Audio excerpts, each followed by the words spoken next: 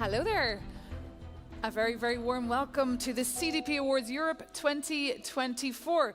Move the money with Euronews. My name is Maeve McMahon and I'm thrilled to be your host this afternoon for this spectacular event with a breathtaking backdrop taking place in the sidelines of the ChangeNOW Summit. On the agenda for the CDP Awards today, meeting leaders from the business, financial and government sector to ask, how do we move the money at the pace and scale required to keep that 1.5 alive? We'll be asking companies and also cities how they can fund that future. And we'll also debate the systemic changes needed in our economic system. A warm welcome as well to all those watching us on the live stream today. A whole clip will be available a little bit later on the ChangeNOW website. But for those in the room, it won't all be serious. There will be time for networking, for mingling, for catching up, lots of coffee breaks, and also a private tour of the Solutions and Arts exhibition on display here at the ChangeNOW Summit. But of course, as you know, the CDP Awards is all about you and your achievements, the fact that you are paving the way and leading the way towards this tricky transition.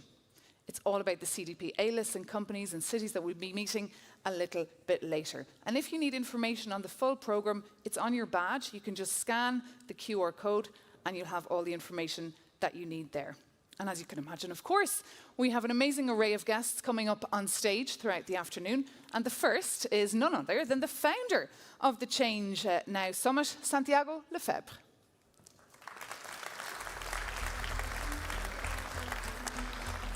I must say, Santiago, you're looking very fresh for someone who's been running this incredible summit with thousands of people for 3 days.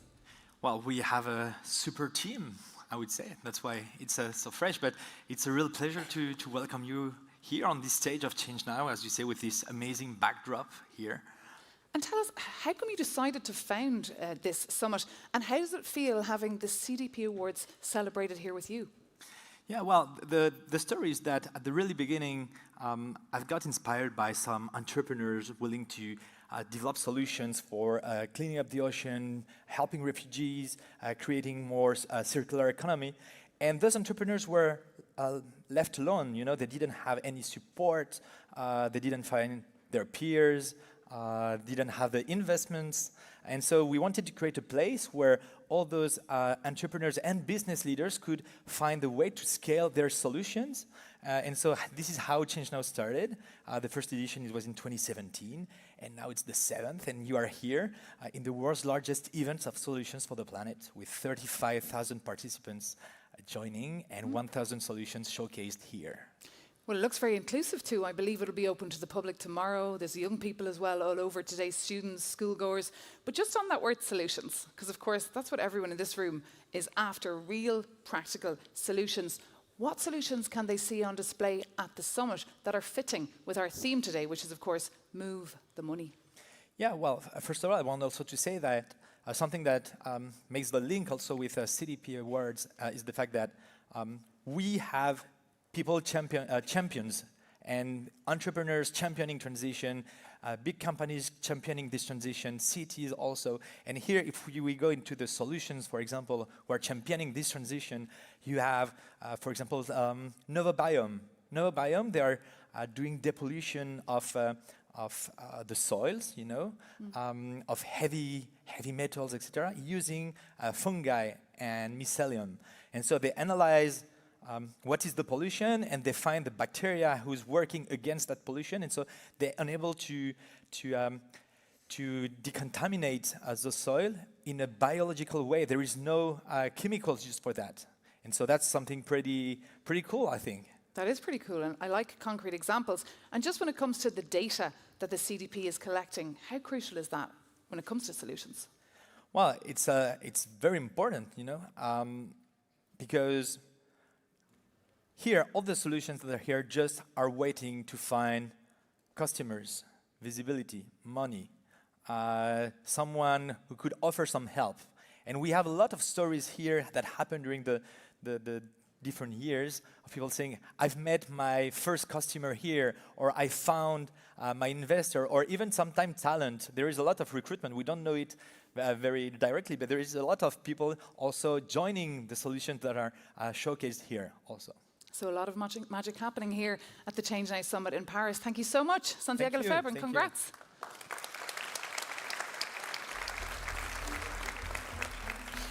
And now, ladies and gentlemen, it's time to invite up on stage a very familiar face from the CDP, our host today and one of the main organisers of the CDP Awards 2024, Maxfield Weiss.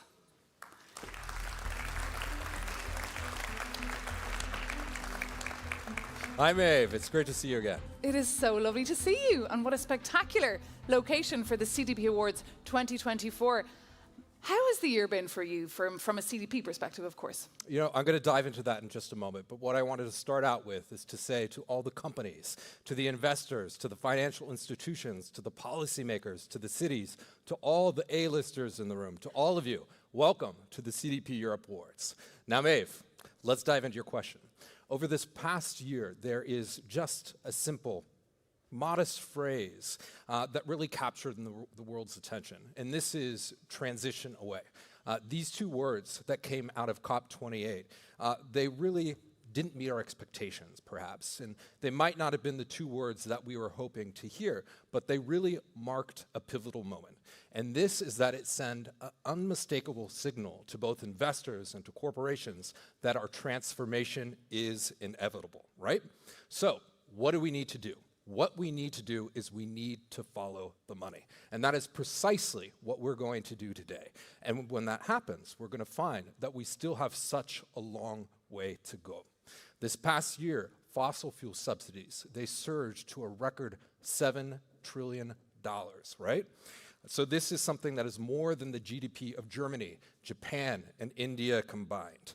This is dwarfing the investments that we need to make in our ecological and energy transition. So what this requires, Maeve, is more than just profound rhetoric. What we need is we need to fundamentally shift the way we operate. We need large-scale investments into our financial institutions because the very survival of the organizations within this room rely upon it. So what we need to do is we need to shift away and evolve from exploiting nature, and we need to go towards protecting it. What we also need to do is we need to adopt and adapt to Europe's fast-changing regulatory landscape. Because, Maeve, what we need to do is we need to move the money. We need to move the money to ensure we could stay adapted to a nature and climate positive environment for the future. We need to move the money to ensure a climate resilient future for generations to come. And as someone based in Brussels, I'm following very carefully all that legislation being cooked up there. Fascinating times, but also, of course, very challenging, but very necessary. Can you tell our participants here, what should they expect from today's program? You know, I think what we might want to start to look at is what is the theme of today's program about. And if you look just behind me, let's take a look at the structure.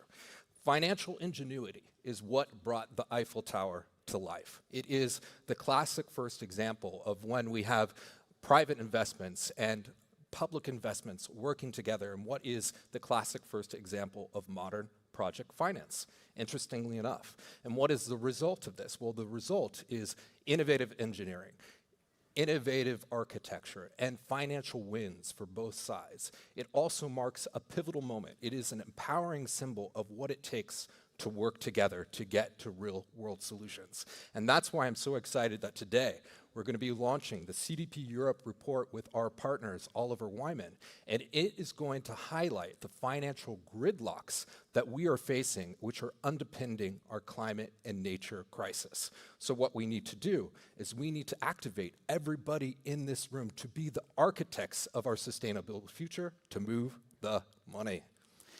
And what should people here look out for then on today's program? You know, today's program is going to be a fascinating one, and we're going to start out by hearing about the financial hurdles that businesses and cities face, and the real-world solutions that all of you can put into place to adapt and find solutions to fund your future.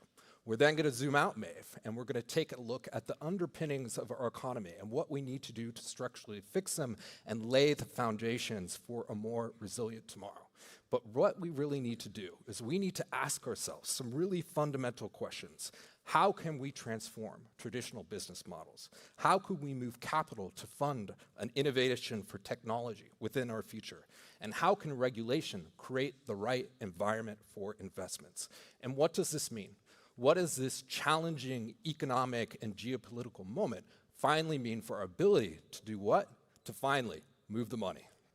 And where does CDP sit in this discussion? You know, that's a great question. And when I think about it, if you look to COP28, it hosted the first ever global stock take this past year. And what CDP does is we actually stock take every single year for non-state actors. This past year, we had 23,000 organizations disclose their environmental data. This represents 90% of European market capitalization. This is all your data. And your data is a powerful tool. It's a powerful tool to increase access to capital. It drives business efficiency and ensures that we can comply with regulation. But all we need to do to ensure that we stay on track for this transition, do you know what we need to do, Maeve? We just need to look at the CDP A-list leaders, because you all are what is going to make this possible, because we need all companies, we need all investors and financial institutions and cities to step up, because you all are best prepared to move the money. And then from there, well, guess what? CDP data, it's going to continue to shine a spotlight. It's going to show us what is possible and empower all of the organizations in this audience today to be able to look around the corner, see what's coming next, and move beyond regulation that can only take us so far. Because what we need to do is to ensure that you are the designers, you are the builders of a more sustainable future towards a path that will create an economy that is net zero and nature positive. I'm feeling very inspired. Are you? Yeah. Wow. Any final words for our audience? Yeah, well, you know, before I get to my final thoughts, there's just a few things that I need everybody in this audience to do today. First of all, enjoy yourself. Enjoy the view. Enjoy the ChangeNOW space. Enjoy the food. Enjoy connecting with colleagues and embarking on new conversations and picking up on old ones.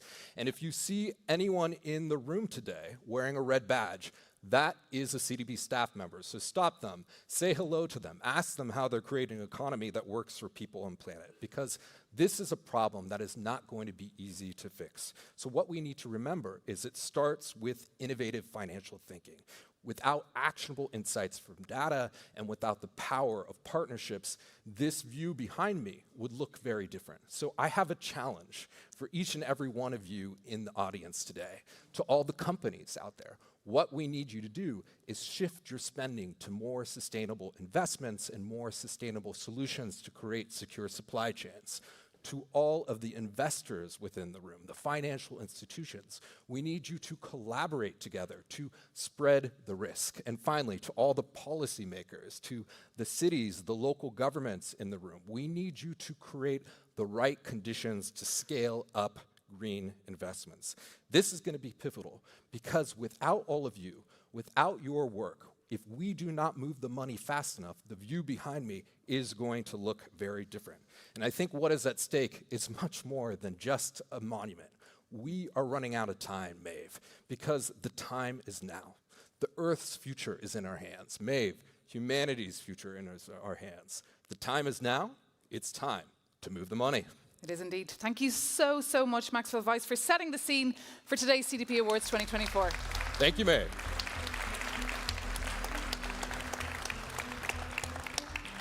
And of course, a little bit later tonight, we'll be seeing Maxfield Weiss once again. But now, ladies and gentlemen, it is time to kick off with our very first panel and pick apart a little bit of what Max said there about how businesses and cities need to fund their future. But of course, the question is how? As we heard there, everyone in this room knows that there's an urgent need for organizations to fundamentally overhaul their operations and strategies to integrate sustainability very deeply. But we want to know now how companies are doing this, how they're finding their funds to secure the future, and how, of course, they're using data in critical areas of their transition. So I'm thrilled to say that we have leaders today from the Banque de France, Emmanuel Assoine, who could join us here on stage. We also have the CEO of Givaudan, Gilles André, who can join us as well up on stage. Good to see you. We also have the Mayor of the City of Turku, Mina Arve. Good to see you. And also the CEO of Beiersdorf, Vincent Varnery. You're very welcome. Thank you so much.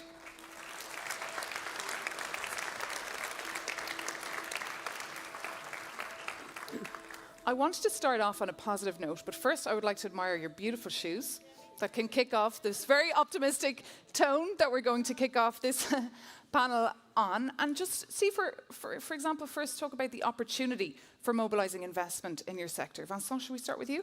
If you want. The complexity for us, is that we're in a consumer business. Beiersdorf is not well known. This is a company of Nivea. And when we started to be interested in sustainability, we thought that it was making sense to ask consumers to pay for it, which was not a good idea because consumers just told us, that's your problem. You have to deliver the right product. You have to be green. You have to be sustainable. Don't expect us to pay more for that. And this is why we enter into a very complicated situation where we have heavy costs. We have to bear the cost or to try to reduce the cost because, but consumers have sustainability at heart, but not only close to the wallet. And then be able, to come with the right proposals and to transform the society. Emmanuel, would you like to take that same question? So for us, as I'm from Banque de France, so the Central Bank of France, part of the Euro system. And for us, there is a strong need to have a real recognition of what the climate change can make as a risk, but for price stability and financial stability. So that's why we act in this regard. And that's why we consider that we have to be very proactive under our different hats and as an example for the rest of the financial system. Thank you so much for that. And Gilles, just from your perspective there, where do you see the most opportunity for mobilizing investment? So Givaudan, we are making what Vincent is selling to the consumers smell good. Also, we make things taste good for other clients. So obviously, we are extremely committed to the sustainability journey with all its dimensions. And despite the fact that the quantities that we put in a Nivea cream for Vincent is actually a fraction of a percentage. It makes the whole difference when, for example, a formulation is being reformulated to remove some of the non-carbon, non-renewable carbon parts. And therefore, by making the new formulation smell good, the consumer suddenly is going to be equally attracted, even if it's for the same price. So that's the indirect contribution that we have. And we also have a direct contribution by making the 16,000 different raw mats that we use in our formulations also sustainable going forward. But it's a very long journey and hard work. And on that long journey and the hard work, what about you, from your perspective of the mayor of a city? Listening to the words there of Maxfield Weiss, I mean, in reality, in the day-to-day, how can you translate what he's saying into reality? Well, coming from Finland, which is now already 7th time in a row the most happiest nation in the world, maybe because of my pink shoes. But seriously, I think one of the reasons could be there that we take things seriously and have a really relying on research and science. And in Turku, we have a very holistic approach to whole climate issues. We want to think it's not only the reduction of the emissions, but it's also the strengthening the biodiversity and enhancing the circular economy. And while this kind of holistic approach is integrated with different levels of decision making, then you really get something into done. And in the keynote we are here before us, there was this follow money. And I like that idea because when you find the money, you actually need to get those structures done where you get systemic and scalable solutions. And otherwise you cannot succeed. And here, the financing is actually the most powerful tool to use that. And if it comes to cities, the financing, there are financing, for instance, for EU available, but it's quite fragmented at the moment. So what cities would actually need is more accessible and not so fragmented financing, and that also to support for kind of understanding this holistic approach as well as finding those financing solutions. So there is also the accessibility and then flexibility for the financing. And is that something that the bank could help with? From the financial system perspective, what we need and what we have already is, like in Europe, a very strong financial system with strong banks, large insurers, large asset managers, which should help as far as funding the transition. What we have as well is a lot of excess savings. A lot of these excess savings are employed abroad in the US mainly. What we could look for is to have this excess saving, funding the climate transition here in Europe.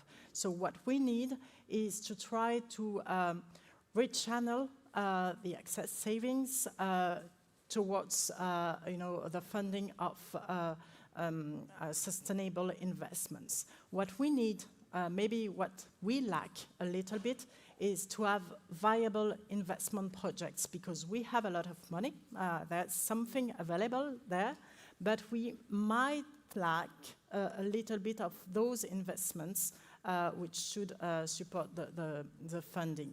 And what we also lack a little bit is have the right credible framework, even though we are progressing quite fast in Europe in that regard, on harmonized data set, just to provide the investors the confidence that they invest in really green products and that they are not greenwashing their money. So there we have a little bit of room for further improvement, but we are confident that the regulatory pathway in Europe helps in this regard and is ambitious enough to help. Okay, super interesting. So as you're saying there, the money is there. So perhaps, Gilles, you could give us some examples of capital raised for major investments. Well, it takes different facets. Obviously, I've seen, so I'm happy to have done the CEO job for 20 years. So I've seen a bit of an evolution where investors, which were more sustainability driven, putting sustainability targets in their whole portfolio, positioning that with their investors, has helped, us also be encouraged in valuing some of the things that we are doing. So that's the first one. The second one that we did more internally is actually to put at some point, a price for the carbon. So we took I don't want to start a debate there, but 90 euros, I think, which helps a lot, when we think about CapEx, because suddenly the business case looks different. You say, I'm going to invest a little more, and because I'm going to have those cost avoidance on carbon, this is going to be justified. And that's really helping also moving the needle and doing things differently on the CapEx side. We are also, we are actually close to being 100% renewable electricity in terms of energy. And there, we have a full, we have 7 billion companies spending about 300 million of CapEx. And out of that, we have 20, 30 million fully dedicated at making the energy transition. There's no return on that, just, committing on our CO2 reduction.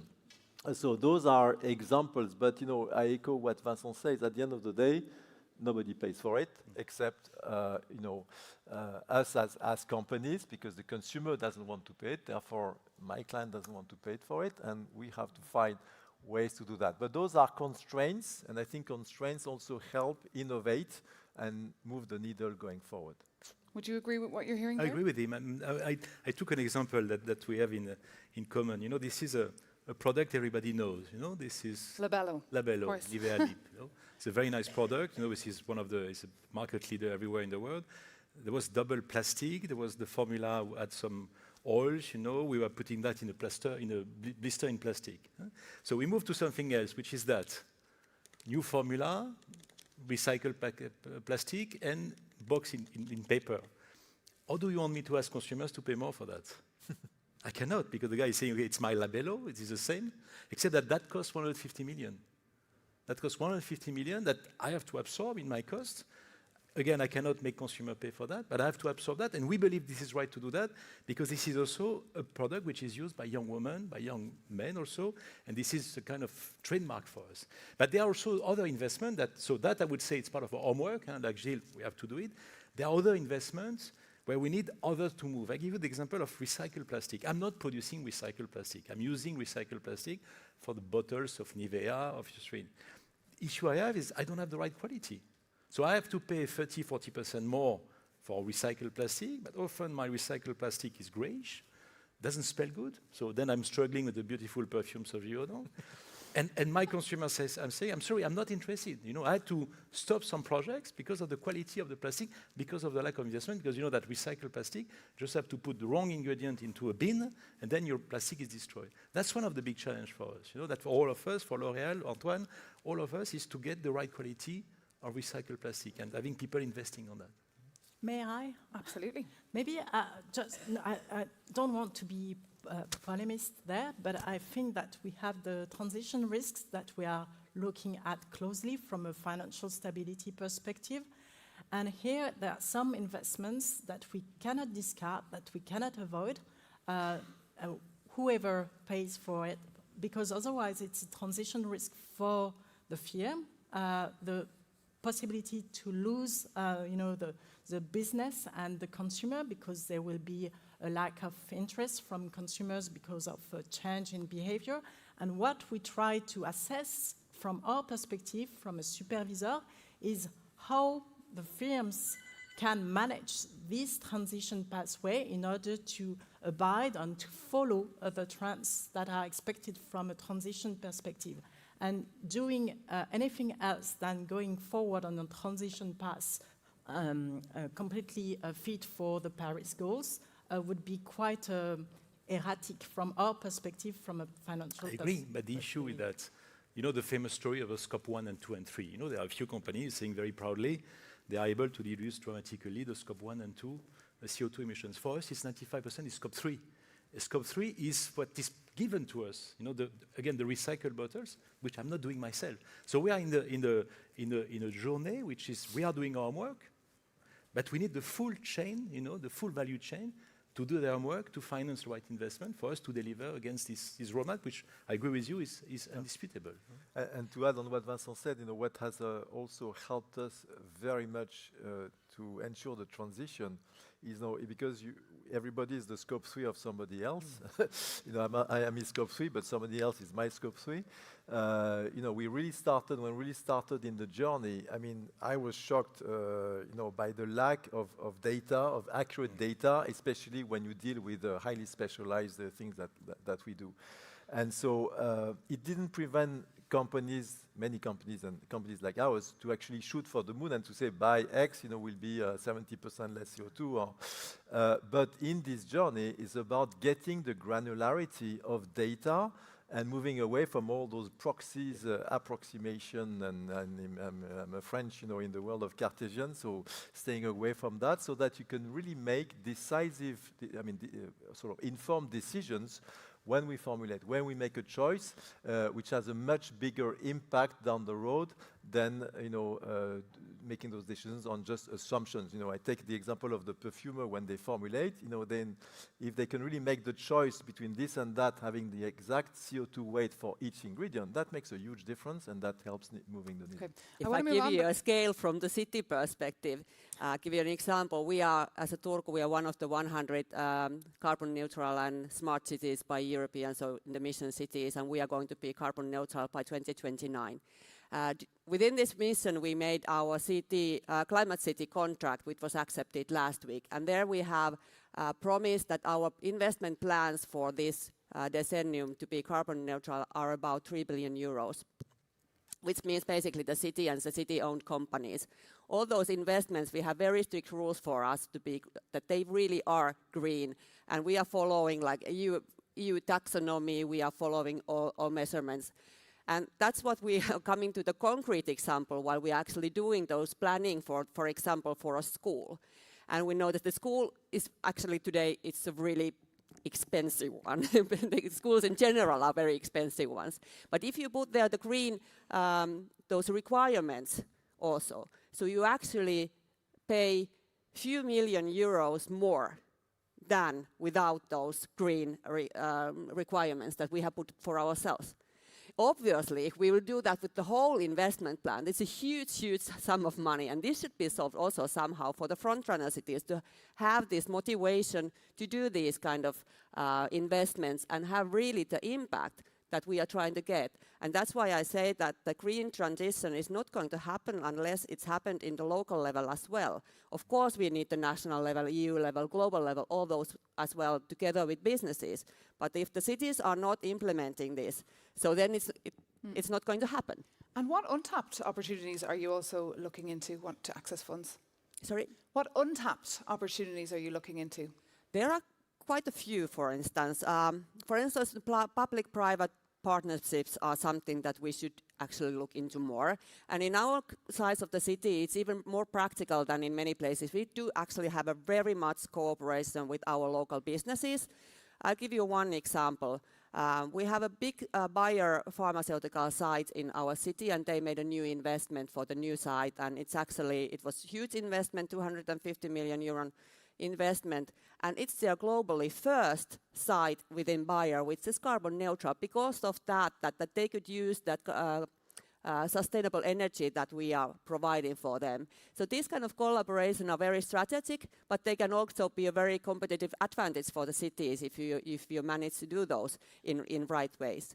Another issue is in a smaller scale with the procurements, it's quite big scale for the cities and public organizations to have these kind of pre-market dialogues before those actual procurement processes together with businesses in order to get those green targets to be developed, delivered in the end of the day. And the third one is that I've already mentioned that we have looked at EU sustainability taxonomy and kind of evaluated our own investments against it. But we still see that it's not very suitable for the city perspective. So that should be developed into the more urban fitting kind of approach or that way. So that would help cities to really also get into right deliveries. The right deliveries. Okay, and just coming back to the perspective from Banque de France, Emmanuel, because later we'll be hearing more about the CDP Europe report that's released today, and it highlights, in fact, a hesitation among commercial banks to finance climate projects. Why is that? I wouldn't say, hesitation. I am a little bit hesitant using hesitation. What we see is actually that we have a lot of initiatives from the different commercial banks in order to accompany the real economy on the transition pathway. So what are banks really looking to invest in then?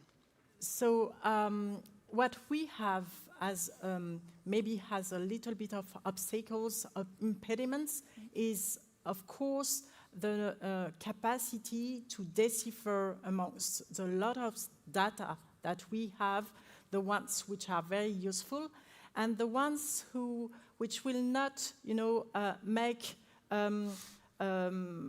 something like we are not financing brown activities, only green activities, because what we need to do is to finance the transitions, to ensure that the real economy, the one which is not yet green, become greener. And we have to help all the different entities in the ecosystem to get on that pathway. So what we need is, and what we are setting in place, is to have transition planning activities, taking ground on the data which are starting to be gathered because of the EU regulation, which is great, the CSDR and all the different regulations in that regard. But we have to make that according to transition information.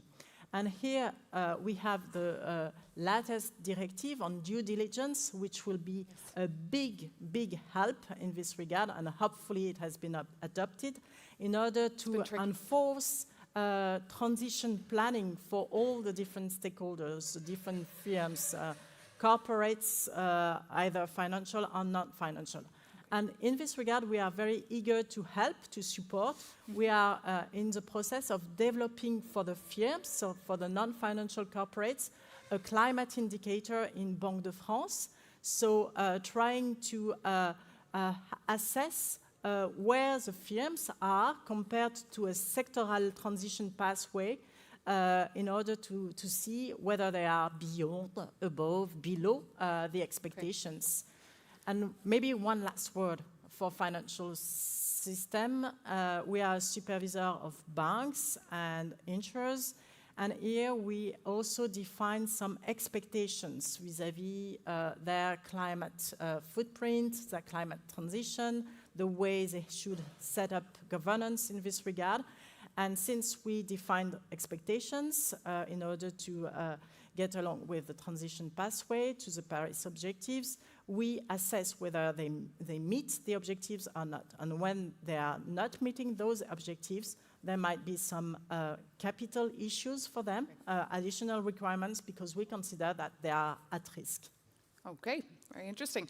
And Vincent, just when it comes to data-driven decisions in your business, where has, for example, carbon pricing influenced your investments? We price, I mean, Gilles was mentioning that we price everything we're doing. So we know exactly when doing something, we're doing a renovation of a product, and we are in a business where we renovate and innovate regularly. We are able to assess, the level of CO2 we are rejecting, and also what we are not wasting anymore. This project I was showing you on Labello, minus 40% CO2 emissions, for example. And this is a way we assess, every time a marketing team is coming with a very great idea, we are looking at that, and this is one of the most important KPI. Used to be, in the past, are we able to increase the gross margin of the product? Yes, still there, obviously. We are not, we are not an NGO, but we are looking also at the way the CO2 emission this thing is rejecting. And that makes, the way we drive innovation very interesting, because in a way also, we transform, and that's the best scenario, we transform a positive constraints, we want to reduce the CO2 emissions, into a positive messaging, We use also to know, we didn't know if we had to say openly to our local Euro consumers, we have changed the formula, because they might be afraid of that. We have tested that, and we see that we better say, we have changed the formula for good reasons, for green reasons, and this is what you have today, and that makes a big difference. You're nodding along there, something to add? Sorry, You want to add, weigh in there? Yeah, I mean, again, it goes back to the data, and I think I mentioned, reduction of CO2 can be viewed as a constraint, but just to exemplify a bit what Vincent said is that it's also multidimensional, and I'm going to kill a few preconceived ideas as an example. It's not because you are more natural that you are more sustainable, by the way. And by the way, there are more naturals which can have allergies on skincare as opposed to more artificial. So it's all, and there are things which are more biodegradable than others. So it's already trying to live this transition, but managing multidimensional, obviously the cost, because nobody wants to pay for it, the biodegradability, the more naturality, not having an impact on the biodiversity, and the more the data actually helps, going through these complex multi-dimensions optimization, and not just one single one on CO2, the more we are equipped and do something which are the right things for nature at the end of the day. And Vincent, just coming back to you when it comes to customer demands and consumers, what we mentioned a little bit earlier, how are they driving your new investments in new products? But we do, this has become an obsession for us. So everything we do, there must be a sustainability reason. It's not always the main reason. And when did this obsession start? Started a few years ago. I think CDP was also a trigger, because we wanted clearly to be best in class. It was not a priority for us in the past. I must say we came pretty late, later than a company like L'Oréal, for example. But we loved, the CDP as a way to measure in a very objective way the progress we're doing. It's a nice marketing story in a good sense with a big M, And we say, okay, let's make it happen. We have a value chain which is pretty simple. We start by the formula, then you have the packaging, you have the production. So, and we are able to look at all these elements, and we have been able, and this is why the CO2 calculation was absolutely essential, to be able to assess exactly what we're doing, and to force and to accept also the price increase. This is the most important thing. This is something which was for us a game changer. We say, yes, we can, we have to bear the cost, you know, and we have to because it's natural. Our consumers are expecting that, so we will try to minimize it, but it has become a trigger, you know, and there are things you can. What is very interesting in this industry is that we are competing with, we are big competitors. I mentioned L'Oréal, I could mention Puig, Unilever, but we have this. I mean, Barbara Lavernos was using the word competition. You know, we are also working in a sense together because we are super happy with one of us has found a new way to be better, to be green. Give you an example: pump. To have a recyclable pump was something that a few years ago was not existing. One of us found it. We developed that. You know, I'm sure Gilles also. You're looking at what Firmenich is doing and vice versa, in order to be sure that we are best in class. You know, it's very interesting. CDP, 10 companies got AAA.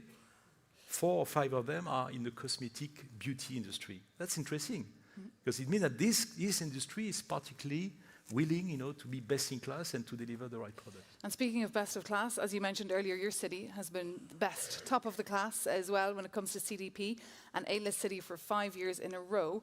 How has your disclosure to CDP helped you when it comes to improving access to finance for projects? First of all, about this data and kind of measurability, I think it's so important in this kind of business when you're talking about climate issues, because there is also quite a lot of greenwashing around, and also kind of different kind of measures that maybe are not so transparent or benchmarkable. And that's why I think it's very, very crucial for us. We have been very early days when we started to do our climate work already like 15 years ago. So we started reporting. We have been reporting for the Covenant of Mayors. We have been reporting to the CDP, and we are following the SEGAP model in the European Union. And that's why we have been able to show that we are actually going somewhere. And I was mentioning that we are going to be carbon neutral by 2029, which is kind of soon. The corner. So, but we know that we are on the track. We have already reduced our emissions by 60%, and we can show it and how it's been done. And that we know that we are going to be there. And that's where also it comes for the CDP or these other measures that I think it's very in the heart of this credibility for the cities to show that they are delivering what they are promising, and not only like being politicians and promising, but really doing something, that you have the measures, you have the data. And I have not been so engineer-minded person earlier, but I've learned to love the data just because of that you can really show what you're doing. And when you put your goals, you know that you are going to be there while you have these measures.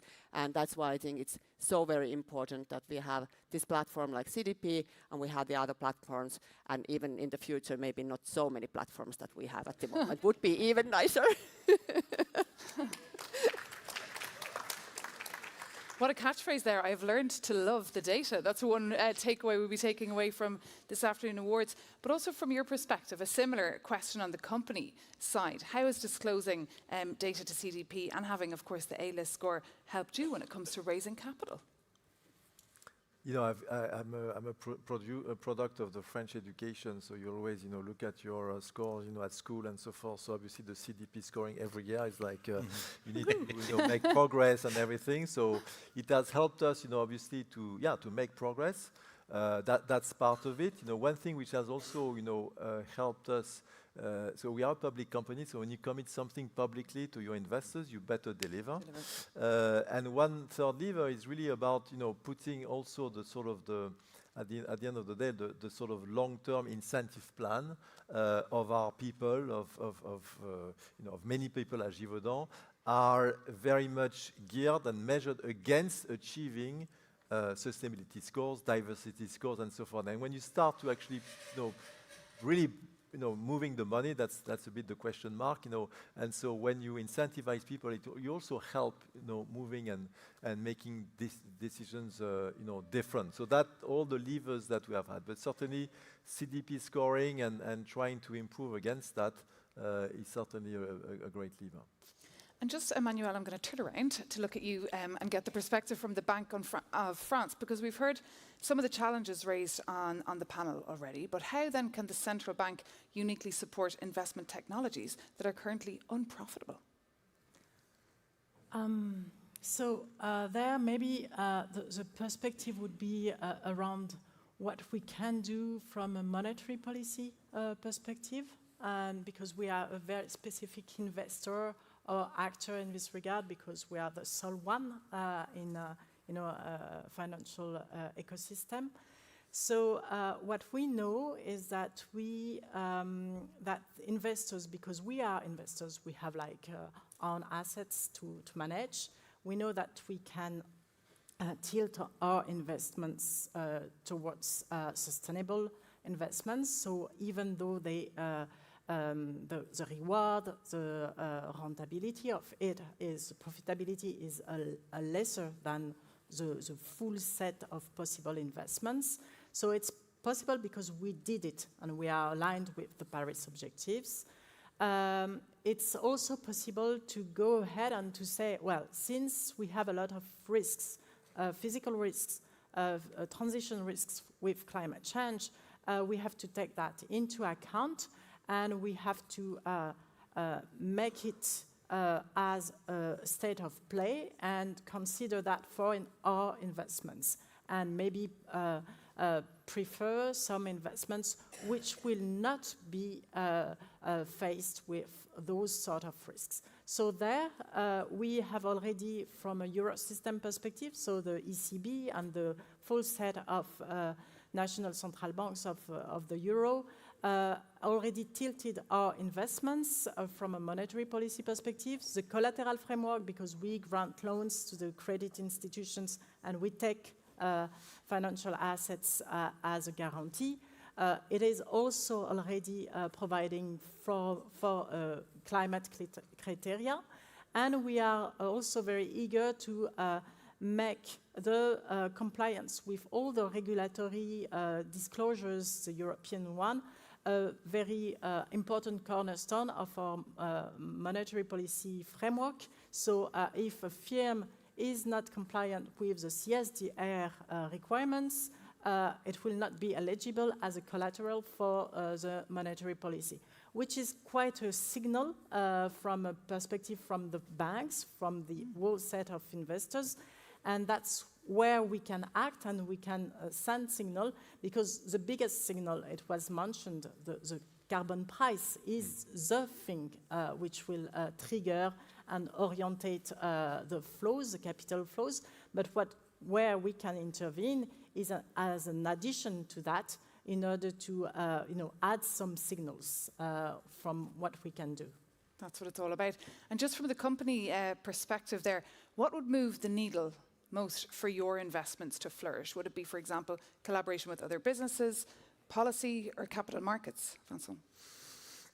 I think it's more the cooperation with other companies, and also the fact that the policymakers understand also the complexity of their decisions. You know, we created a few months ago, with L'Oréal, with Givaudan, with a lot of companies, a value of beauty alliance, which is something which we are using to talk to Europe, to talk to the policymakers together, and just to explain them the way this industry works. The fact that we will always try to be best in class, like in CDP today, but you cannot add constraints to constraints. You have to understand also the way we produce product. The fact that having different norms, for example, look at microplastics. You have 3 different definitions of microplastics. Which one do we follow? So being sure that the policymakers understand this industry, understand that we'll deliver, but have this collaboration with us in order to make it happen without damaging the economy. And there's something which I find extremely exciting. We are currently, all of us, working on the net zero target. Net zero target for us, for example, is 2045. You could say it's easy. I mean, we don't know exactly what will happen. The issue is that today, when you look at the net zero target, we know exactly how to decrease the CO2 emissions by 30%, no issue. We know partly how to make it minus 50%. To make it minus 90%, we have no clue. So which means that this is why also we are financing startups who are coming with a lot of new ideas, because we'll not be able, with the current setup in which we are today, we'll not be able to deliver a net zero target. And this is why we work together in order to cross-fertilize our energies and expertise in order to make it happen. And this is where the work together with the policymakers is also very important. And this is why we've created lots of networking opportunities as well today for that magic to happen and those important conversations. Same question to you, Gilles? Yeah, I mean, well, I'm always hesitating, for more regulations and less regulations, because usually, sometimes you don't control how much those regulations take you away, maybe from being business friendly. So, but certainly the regulator has a role to play. Something that Vincent mentioned, is a great initiative on the value of beauty, but also companies collaborating, where there is a limit to that, because it's the same regulator who is asking everybody in Europe to save the planet, but the same regulator also asks everybody to remain competitive, including in sustainability. So there's already a contradiction there, where there is a limit to collaborating. The second thing is, obviously we are talking European community. We depend on a lot of supply chains all around the world, so the standards are not necessarily the same. So at least if there would be at least some alignment between the different regulators around the world, that's an ideal, maybe a bit idealist view, but that would be certainly helpful, because also Europe needs to remain competitive as such. So all of those things, would be very helpful. I'll give you one last data. Obviously, like Vincent, 95% of our footprint is scope 3. The easy part is to reduce scope 1 and scope 2, easy.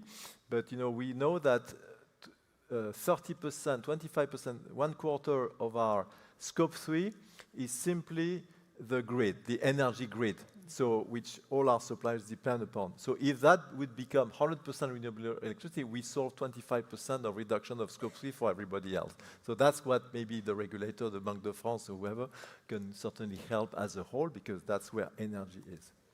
Indeed. And now I'd like to take your perspective on this question about one novel financing model or strategy that you believe is key to moving the money for companies, and in your case for cities.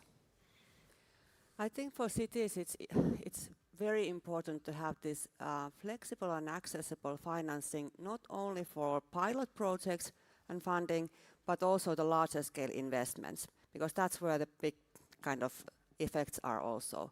But then again, on the other hand, the collaboration and support is also very important. For many cities, they don't have skillful personnel or that kind of knowledge in their own cities. So these kind of networks, like for instance ICLEI, where I'm vice president at the moment, it's a global network where you can actually get a lot of support, as well as networking, benchmarking with the peer cities.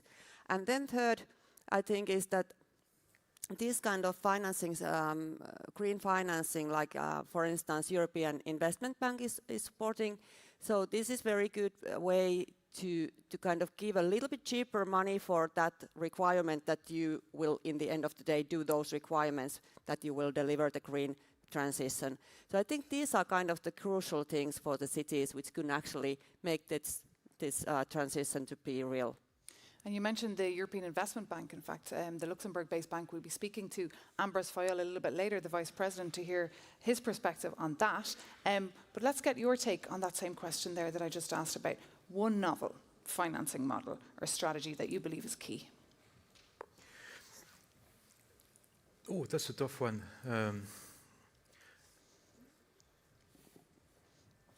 If you'd like to take a minute to think about it, we could. Maybe Emmanuel? One, from my perspective, we need to put together, private funding, public funding, bank, market funding, to find the adequate equilibrium, and to have shared data set in order for everybody to set on and to decide on the same basis. And maybe you were mentioning about the synergy effects and the capacity or disability to be on the same page where you are in the world.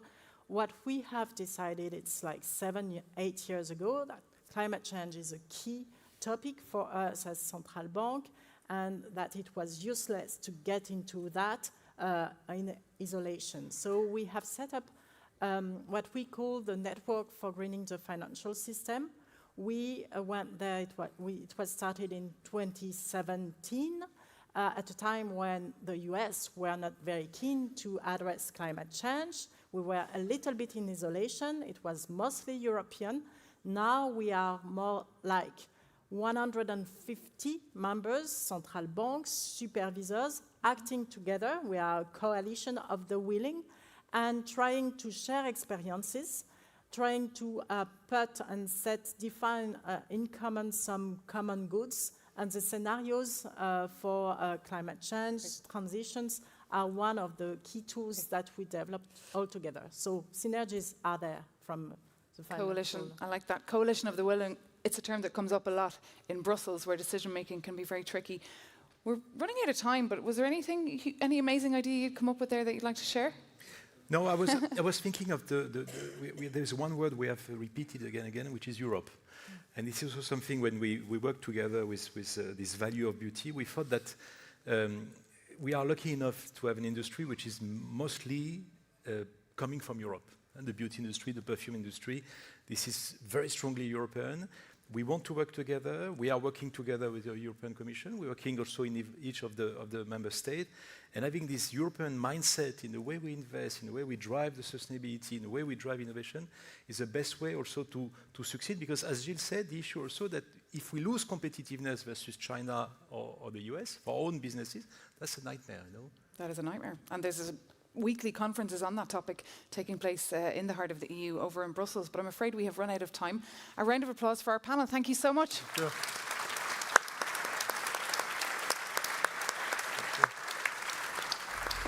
You can take your seats and enjoy the rest of the CDP Awards. Fascinating inputs, I must say. And we heard, of course, a mentioning there of the EIB, the European Investment Bank, that is based, of course, in Luxembourg, with a small office as well in Brussels, quite near the Euronews new headquarters as well. So just on that note, and on financing cities and the role of the European Investment Bank, we can cross over now to Luxembourg and bring in the Vice President, Ambroise Fayal, to find out what more the EU's Climate Bank is doing to power sustainable urban development, and, of course, the role of data and disclosure, because that is, of course, why we're gathered here, to talk about that crucial role of data. So, Ambroise Fayal, so lovely to see you. Can you see us and hear us? I hear you very well. Welcome. Hello from Luxembourg. Lovely to have you with us. Can you just firstly spell out for us how big is the investment gap that our cities all across the continent face? Well, what I can tell you is, we are telling in trillions here, what I can tell you is a few things about what we do at EIB to try to contribute to filling this gap. And we are, over the last 5 years, we have contributed 91 billion euros in investment in urban and cities.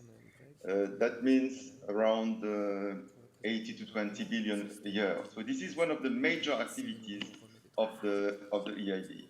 And it fits actually something that we tried to do, which is to have an integrated approach. Two-thirds of that is related to climate and environment projects. And you know that the EIB is transforming itself to become the climate bank of the European Union. And that is clearly a big part of what we have done to come to 60% of our investments that are now targeting green investments and sustainable investments. What we also do is to enhance resilience. Of course, it goes with adaptation that has to be developed in cities, but also, for example, cyber threats that we try to integrate, as well as digital in our investments. Now, in terms of sectors, two-thirds is on 3 sectors: sustainable mobility, water, and health and education. Of course, housing and affordable housing is also part of that. And I think this is what we try to do, to have an integrated approach. That's what is important when you deal with urban city issues. And we try to do that both inside Europe and also outside Europe. And how are you measuring the return on investments with these projects? Well, we do that as we do for most of the projects that we have, which is we are a public bank. So we do not only measure, of course, we are a bank. So we expect that the loans that we do will be reimbursed by our partners and our clients. But we measure profitability and rentability from not only from a financial and economic standpoint, but also from an environmental and social standpoint. And that's what the combination of that is what our mandate is. So we cannot concentrate only on financial issues. We have also to assess, and that's part of the big part of our due diligence, what is the environmental impact and the social part of the project that we finance. And I don't know if you were listening in, but we just had a panel discussion and we touched on the fact that cities are facing serious challenges here when it comes to accessing funding from the private sector. What do you think is missing here, and what specific concrete technical support can the EIB offer? Yeah, actually, I mean, it's a good point, because what we see is there is something that is missing, that is in the work of project preparation. What we have is instruments to help cities put in place this comprehensive approach that is needed. And for that, let me just give you an example inside and an example outside of Europe. Inside Europe, we have a program that is called ELENA, that is on energy efficiency. And this is a program that, that we implement on behalf of the European Commission, and that helps cities or even agglomerations to put in place, to prepare the right projects for energy efficiency that they would not have without us. For example, in a small city, in an agglomeration, how do you put in place the best project that makes the most sense? Is it with a hospital in terms of energy efficiency? Is it with a hospital? Is it with a housing for seniors? Is it on a public building? This is what we do. I've just visited 2 weeks ago in southwestern France, in the Basque Country, very, very interesting projects that are in this big city of Bayonne. And that's exactly what we try to do. Outside of Europe, we have a big program with the World Bank, with the support of the German and the Luxembourg governments, that is called the City Gap Fund. And that is extremely interested also in terms of trying to put projects that to prepare as early as possible, so that we try to do the most impactful projects. And that works very well. We have actually 200, we have reached the 200 cities that have been supported by this project. And it is out of 450 requests from cities. And it is all over the world, in Africa, but also in Latin America. So very interesting project. And the second thing that I think can help is what we can do to try to ourselves, as a bank, to be more agile. And that is in the direction of using more framework loans. Framework loans allow to have more agility when you have to implement it step by step or sector by sector. An example that I have in mind is what we have done in Florence, where there were many issues related to urban policies.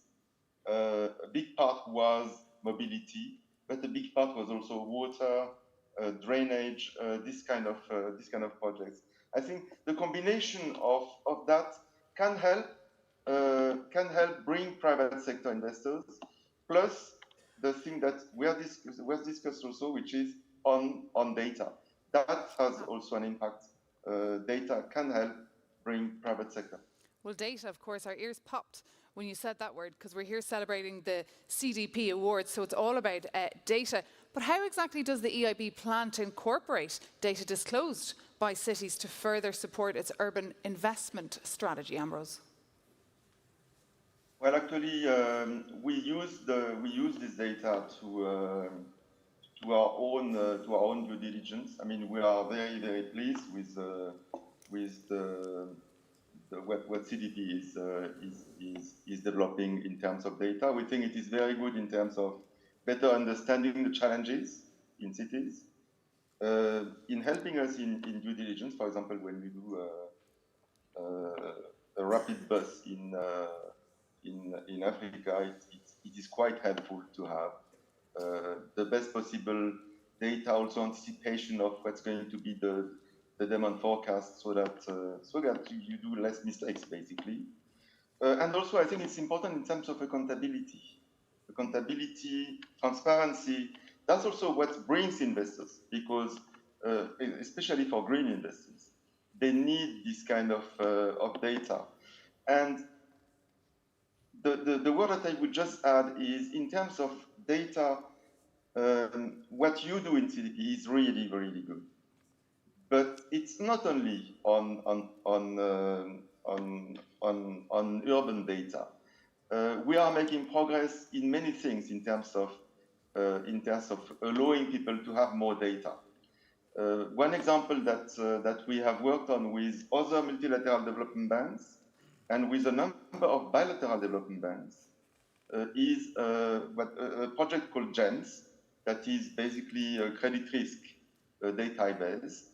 And for the first time yesterday, we have released data that have been collected from all different sources. And actually, you see first the interest of doing this. This is a project that was requested by the G20 member states.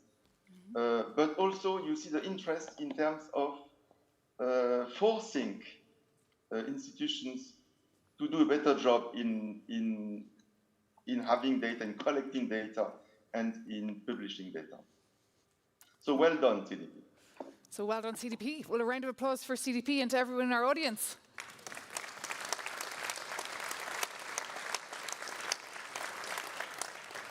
Ambrose Fayal, thank you so much for being with us virtually here today. We're sorry you couldn't be here physically, but thank you so much for those contributions. And thank you also to Maxfield Weiss, who was up on stage earlier, to Santiago Lefebvre, and also to our panelists. And thank you to you. You've been an excellent, attentive audience. I'm pleased to announce now it is time to stretch your legs, have a coffee, a catch-up, but just a quick one. 20 minutes you have downstairs in the Salon Champ de Mars, and we'll be meeting back here in 20 minutes for our second panel of the day, which is about how to radically transform the economic system as we know it. So see you in 20 minutes. Thank you so much.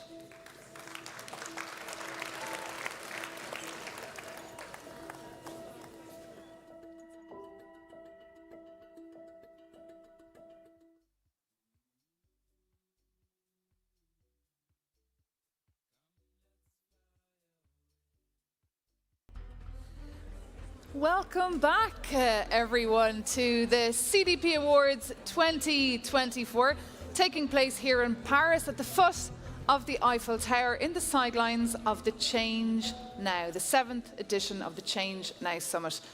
Lovely to see you all. You're very, very welcome back. And as promised, it is time now for our second panel, which is all about the systematic changes that are needed on how we can redirect money that is used on activities that are, quite frankly, ruining our planet. The question, of course, what regulation do we need that's fit for purpose and can set the right conditions for investment? And the second question that we've heard already a lot today, who will pay? Who will pay for this transition? For this panel, I'm delighted to be joined by 4 esteemed guests, starting with Michiko Suka. She's the European Office Representative of the Asian Development Bank. Peter Oswald is here as well with us, the CEO of the Group. Sophie Anderson, the Lord Mayor of Copenhagen, is also with us in Paris today. And last but not least, Ilse Henne, the Executive Board Member of ThyssenKrupp. Lovely to see you all. Thank you.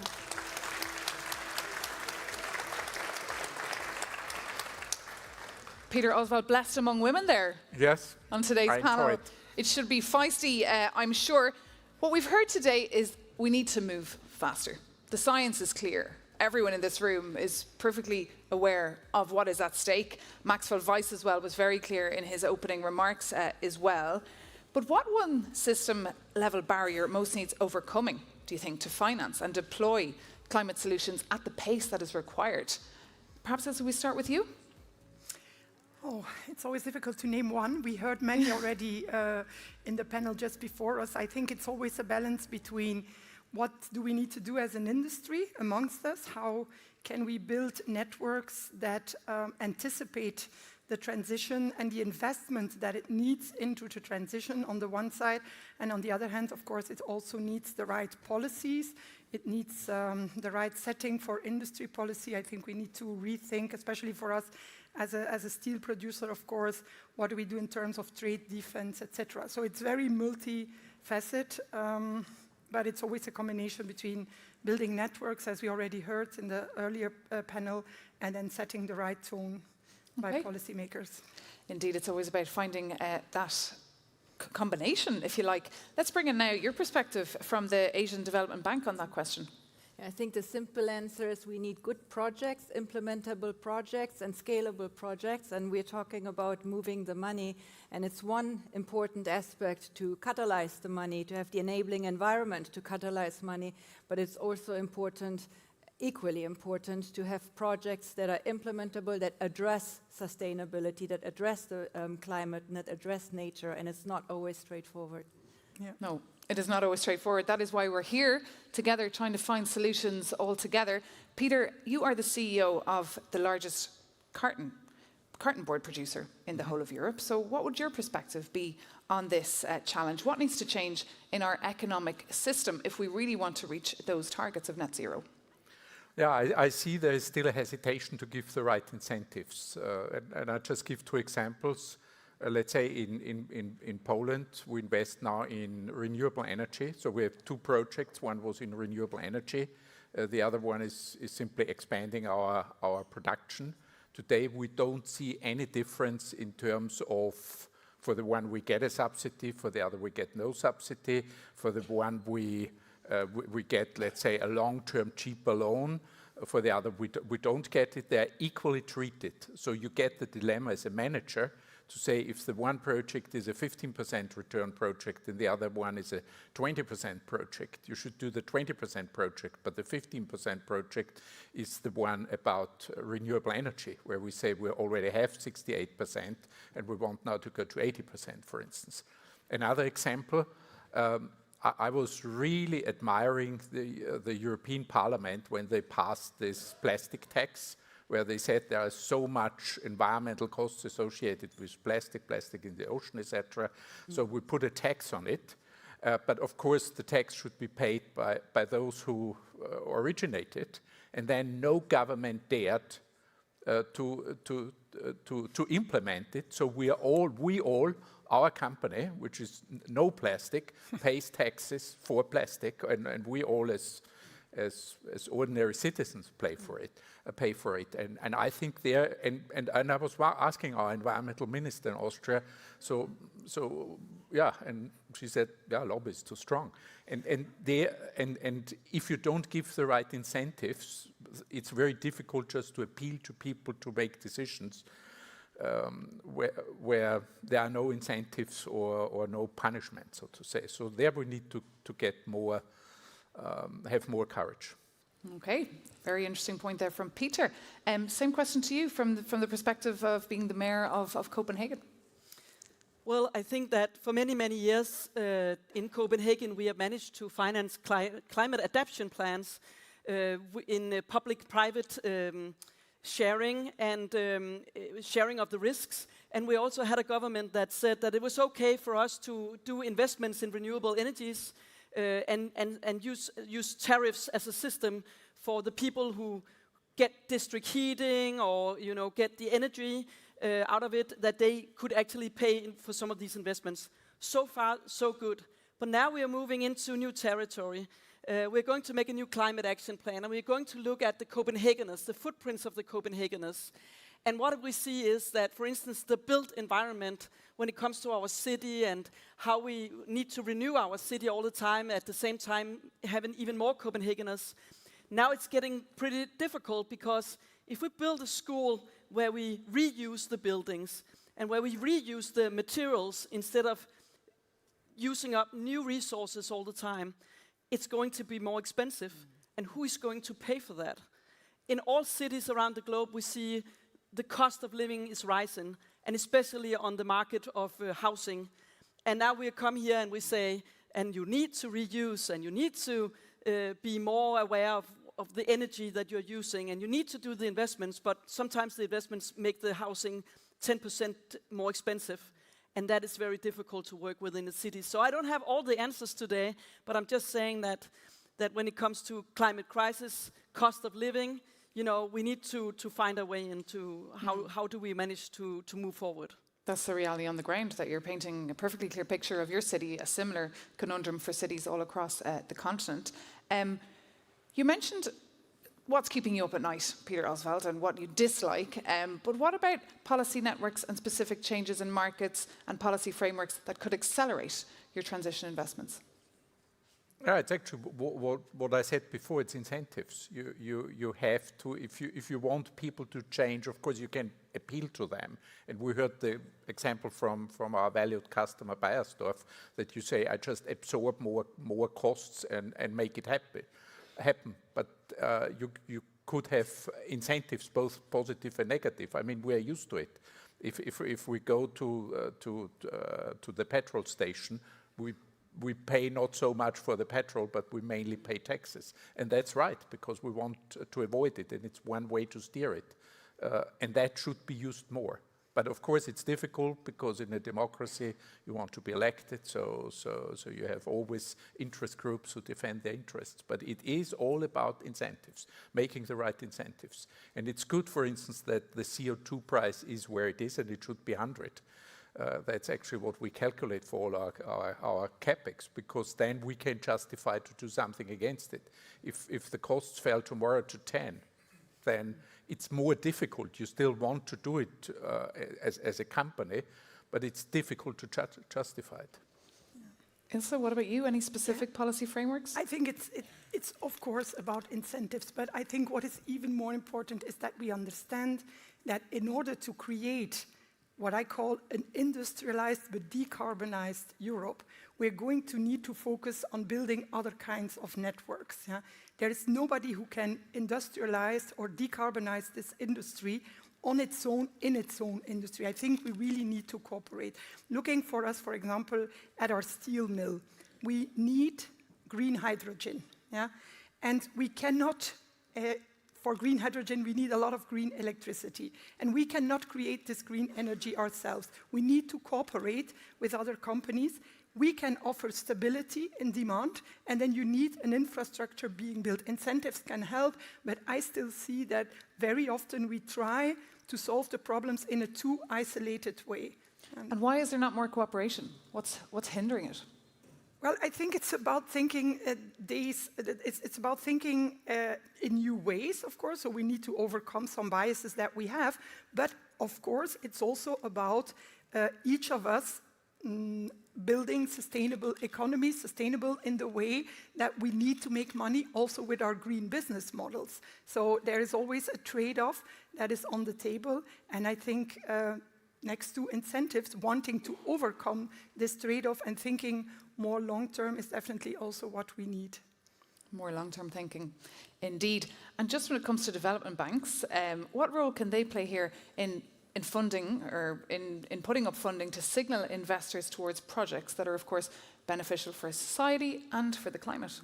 I think staying in line with what we just talked about, in addition to incentives, we need to address the risks that exist. So today we've spoken a lot about Europe. I am from the Asian Development Bank, so we represent the Asian Pacific countries. And there we talk a lot about how we can de-risk the situation, how we can create an enabling environment. So there are political risks, there are financial risks, there are implementation capacity risks. So all of these, and each country, each sector, each region is different. So there's no one fits for all response. We have to have a tailored approach to each of these situations.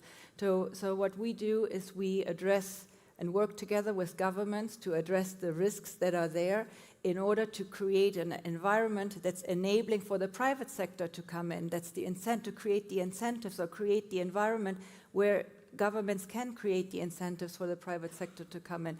And then we talked about cooperation. I'd like to use an example from the Philippines. Many Asian countries, including Philippines and Vietnam, they're moving towards offshore wind. So there's a lot of knowledge and technology that's present in Europe that can be used in these situations, that can be applied for a lot of opportunities for European companies. And one bottleneck, amongst many bottlenecks, is of course the policy environment. So the Philippines is working towards having a policy environment to enable offshore wind to be a possibility. But then there's one bottleneck that is not a straightforward bottleneck. It is, even though the Philippines has a lot of ports, none of the ports are big enough for a ship to dock that carries the blades in order to have an offshore wind farm. So you would have to also address the infrastructure problem. So I think we talked a lot about cooperation, and I think what that also entails is cooperating across sectors, across disciplines, and with partners that traditionally might not have been a partner. Could you weigh in there perhaps with some advice on how to promote this cooperation? Well, in Copenhagen, we are a member of C40, and that's an international mayors forum where we work together in partnerships. And for the last couple of years, Copenhagen has been working very closely with Buenos Aires, for instance, on reducing public energy, energy in public buildings. We've been working with them how to do even more green city developments, and now we're moving on to Johannesburg and also Sao Paulo. So these are some of the ways that we can knowledge share, that we can use each other as a means of innovation and scale up things that has been working in one part of the world and trying to do that with other parts of the world in itself. But I must also say, when it comes to Copenhagen in itself, I also see partnerships as a very important thing. In Copenhagen, in the Copenhagen area, we made the Energy Leap partnership or the network, where we worked very closely together with the companies, both public and private, when it comes to energy and energy saving. And we have been working together to make sure that the incentives are there to save energy and to save money that can be spent on investing on renewable energies, for instance. And I think that is one way ahead, as long as with public procurements, that is another tool in our toolbox as a city. And we all know, of course, here that Copenhagen is known for its carbon neutrality target. How close are you, and what's been the cost? And have you already calculated the positive return on this investment for the citizens of Copenhagen? Well, we have been working on this, on becoming climate neutral since 2012, and we are supposed to reach it in 2025, I'm sorry. And by 2025, we are going to have reached it by 84%. So we're not quite there yet, but it's still, since the baseline was 2010, and we reduced since then 84%, we come along the way, but we're not quite there yet, so we are moving forward still. We are also making a new climate action plan for 2035, where we are moving from scope 1 and scope 2 to looking at scope 3, means that every Copenhagener's footprint is now we are going to take that into account. Because if you look at it only in a geographical way, like the UN way, and we look the benchmarking, Copenhagen is at the very front. I think every citizen is using around 1 ton of CO2 emission a year.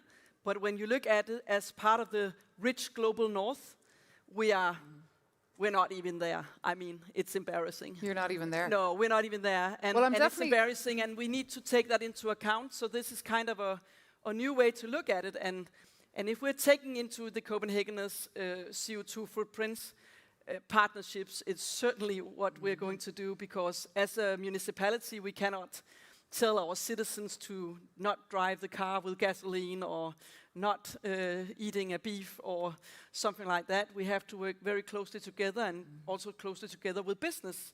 And we'll check in with you next year to see have you reached that goal. Best of luck with it. But let's go back to Peter there to hear more about investing in this change that is so much needed. What financial challenges and costs are involved in shifting from fossil fuels to renewables to power your mills? And what is your timeline? Yeah, I mean, we've committed to this scientific target of maximum 1.5%, which means we have to reduce our carbon emissions by 2031 by more than 50%. And this means so we have cut our carbon emissions since 2019 by about 25%. So we are in line with our target. But we need to spend, in our case, at around 600 million to finally get there. This is, of course, is a challenge. And where exactly are you getting that money? No, we first of all we earn the money. Hopefully we earn the money, but we also, of course, have to take loans. And this leads me back to the question, today we don't see in practice a differentiation between, let's say now an investment, as I said at the beginning, into renewable energy and any other investment which has no carbon advantage. And does your ambition and also your transparency help in getting that money? Yeah, it's not a question. We finally do get the money because we're a solid company, but it's sometimes difficult to judge from a return point of view. So we invested a lot in photovoltaic, but then you see that we need obviously energy just at the time. So when we can use our photovoltaic, the electricity price is also at a low level, and so if you calculate it very thoroughly, you see that it's a pretty long payback time. Absolutely. That's obviously a problem. Absolutely, indeed. And just going back over to you there, what stories can you share with us from successful investments in new technologies and perhaps as well from unsuccessful ones? Okay, so maybe coming back to your earlier question about when do we want to be climate neutral in a diversified group like ThyssenKrupp, we have different targets. We also committed to SBTi. Of course, some of our activities, we will be climate neutral already in 2030, if you look at our material services business. But of course, if we look at our most polluting or most CO2 emitting part of our group, it's the steel making part. There we are currently investing 3 billion until 2027. In order to reduce over 600 million of CO2 emission. It's one of the largest industrial decarbonization projects worldwide. And as to your question, how the funding is taking place, of course, there's the money that we earn, there's the loans that we get, but there is, of course, also public funding, which CDP rating helps in terms of getting that done. It was a specific requirement we had in the discussions when getting the public money. And what I would like to point out, because I think it's important, coming back to my point to the network, we got 2 billion, it's not a secret, it was everywhere in the newspapers, we got 2 billion public funding to decarbonize our steelmaking industry. But more than 2/3 of that actually go in creating a hydrogen infrastructure, a green hydrogen infrastructure. And that will help the whole industry that we have in North Rhine-Westphalia, in the western part of Germany. So I think it's important, again, coming to your point, that it's about cross-pollination also when public funding is taking part. So apart from decarbonizing our own activities, of course, we also have a lot of what we call enabling technologies. These are technologies we apply to help our customers to decarbonize, for example, in the cement industry, or building plants for green ammonium that can be a carrier of green energy. Also there, in terms of what can lawmakers do, what we see is that today the EU taxonomy is not fully serving its purpose. Yeah? Half of what we are investing is eligible. It's mainly our steelmaking investments, the change to the direct reduction plant, but many other things that we do are not EU eligible, EU taxonomy eligible, and I think that's also something we need to rethink. And I think an organization like CDP can be very instrumental there in pushing that change. Indeed. We've talked, of course, a lot about climate, but what about nature? I mean, climate is just one part of the problem. There's also nature, which has been taken for granted for decades, has had no price. How can we address this systematic mispricing of biodiversity risk in the financial sector? I think investing in nature needs to be seen more valuable as exploiting it. I mean, that's the simple answer. And I think traditionally, nature-based solution projects were funded by public money.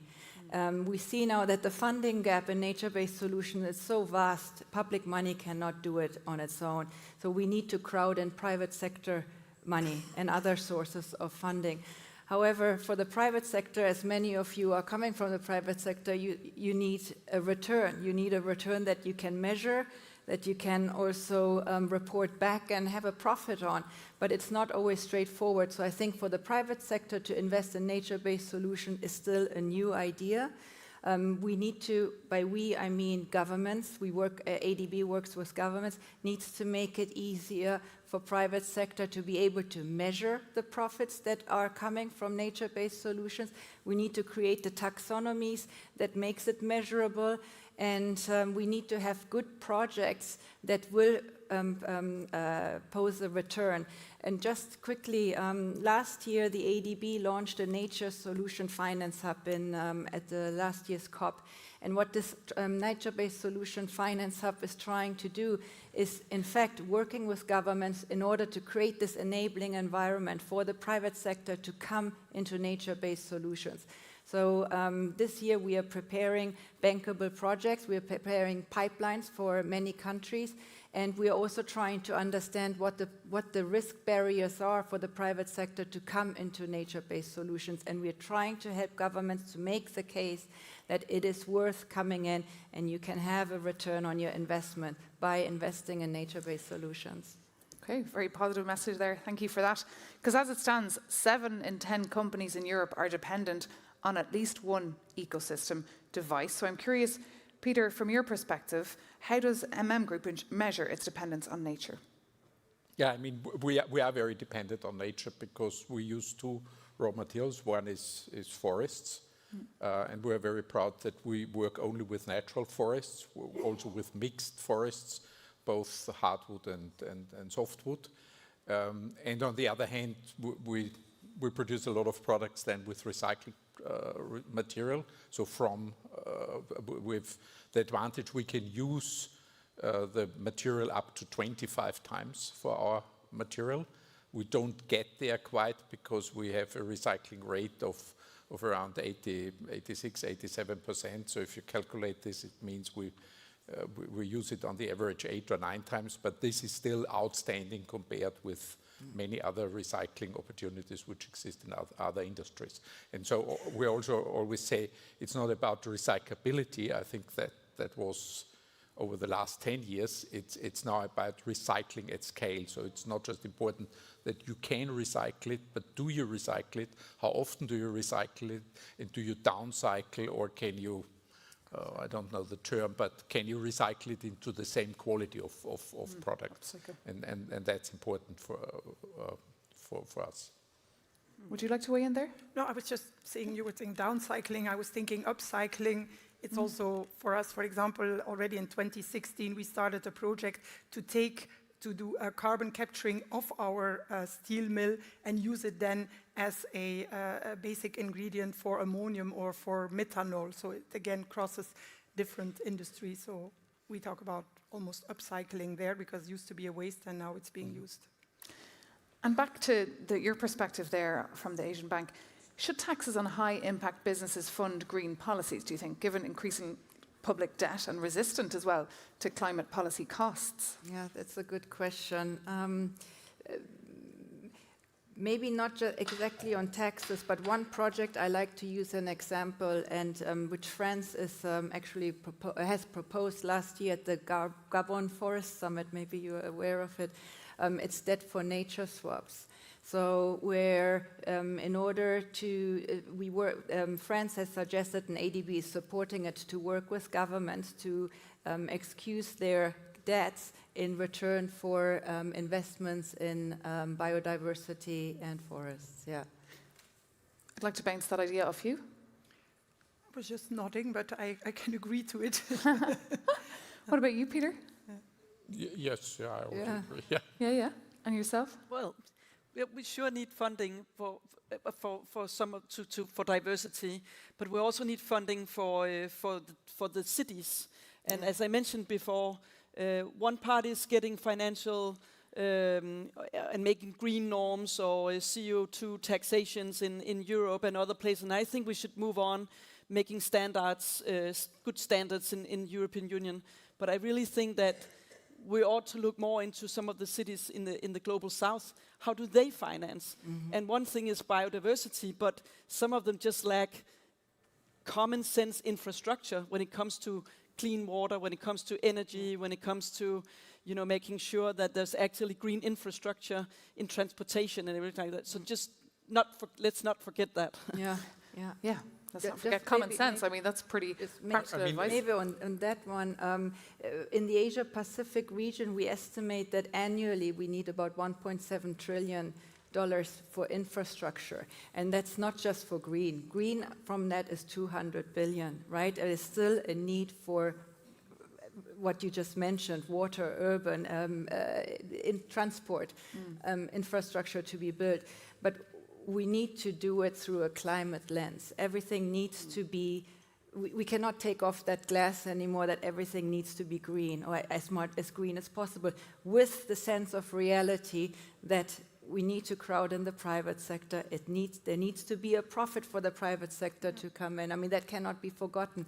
So in that light, ADB transformed itself last year to do a climate shift, because our EIB colleague has just mentioned that they transformed themselves to be the climate bank of the European Union.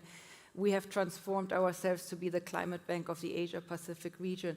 But we also need to transform ourselves to do a private sector shift. So in concomitantly to having done the climate shift, we are also transforming ourselves to be more private sector focused, and that our investments are also 30% private sector, because traditionally we've worked with sovereign borrowers. I would just like to add to the infrastructure. I think one of the big challenges, especially for Europe, is electricity infrastructure. So with the renewable energy, it's great to have windmills, but it's intermittent. So you have it, you don't have it, so you have a lot of backup, and that means you need much better electricity network. I mean, we were testing, for instance, we wanted to install a photovoltaic farm, and then lead the electricity to our mill, and we were shocked. It was 3-4 times what the network could even provide. So we had, we have to build a direct line, and we see this problem across Europe. I mean, for the steel industry, that's a big topic, because you need mega infrastructure, and this infrastructure has to be paid for. And in many countries today, like in Germany and Austria, it's simply put onto the consumer. But if you calculate this, it will mean that the part just for the infrastructure will more than triple over the next 7 or 10 years.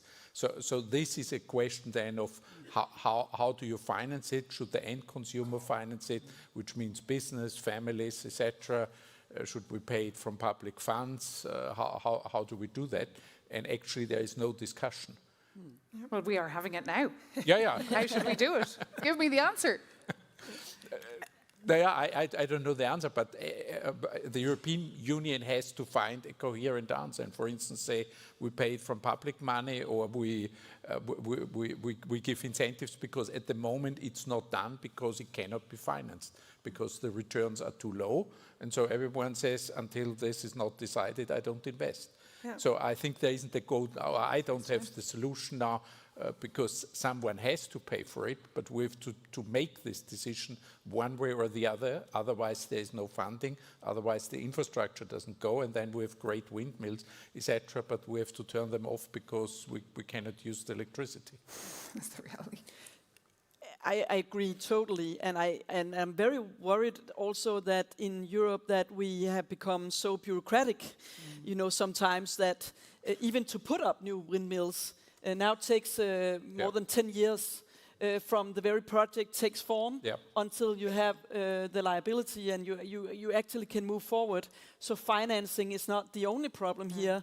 The problem is also that, and we have made all these rules, and which is great, that we have to make sure that we don't get into all these kind of biodiversity issues. Of course, we need to have both the renewable energies and the great biodiversity, but at the same time, right now, we are not doing neither. We are not doing great biodiversity, and we are not getting ahead of ourselves when it comes to renewable energy, because we are spending all our time talking about not in my backyard and not in your backyard, and we also need to save some frogs and some bats and everything like that. So we really need to make sure that we also look at ourselves in Europe and other places and make sure that we can move forward when it comes to not only windmills but also other renewable energies, and we have to do it really fast.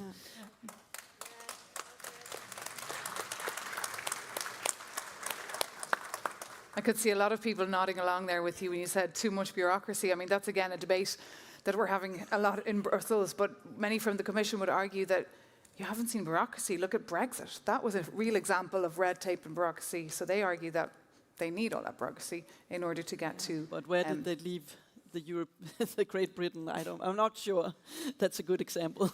We do not have a representative from the Commission here with us to ask, but indeed they'll be hearing the message here from the panel loudly and clearly.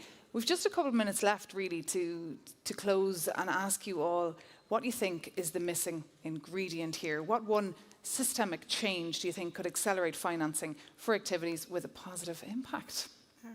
You want to tackle that one? I think we've talked a lot about how we can set up the ecosystem, what needs to be done both in terms of jump-starting and having a policy that makes Europe an industrial, decarbonized industry. But I think, and maybe that's a perspective that I would like to add, it's also going to need a lot of entrepreneurial risk. Yeah, I mean, of course we can count upon funding, but we also need to take risks to overcome this. For us, as a steel-making company, we are investing 3 billion. Of course, that is life-threatening for us to do this investment, yeah? But we need to do it because we are convinced that Europe and Germany need steel. Such as many people here also are convinced that Europe needs chemical industry. And for that, we are going to have to take an entrepreneurial risk, as we have always done in Europe. And I'm very convinced that we will continue to do that. But it's a chicken and egg discussion, and somebody needs to put the egg, yeah? And then we can move forward. Yeah. And a final nugget of advice. Oh, round of applause there. I think just to repeat what we were saying today, if I had to choose one, it would be collaboration. We know we need a lot of funds. It's billions, it's trillions. We have tried to understand how many billions or trillions in this sector, in that sector. We know the numbers are massive. And we also know that nature or climate cannot wait, and nature and climate doesn't care about political or jurisdictional barriers. We just need to move the money to have those bankable projects, scalable projects implemented.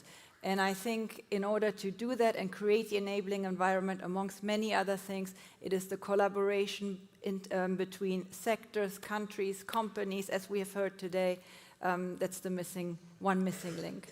And finally, Peter, where's the most opportunity for change?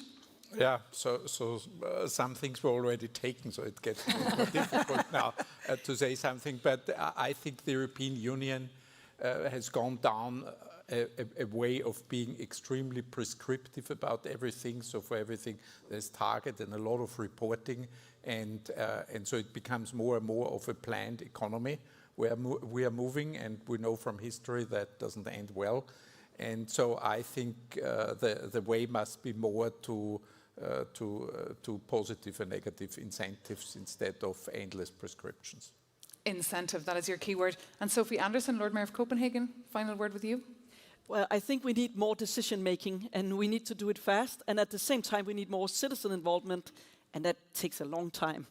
So, well, we do have elections taking place in June, so hopefully citizens will mobilise and vote. Well, thank you so much. We've come to the end of our panel. A round of applause.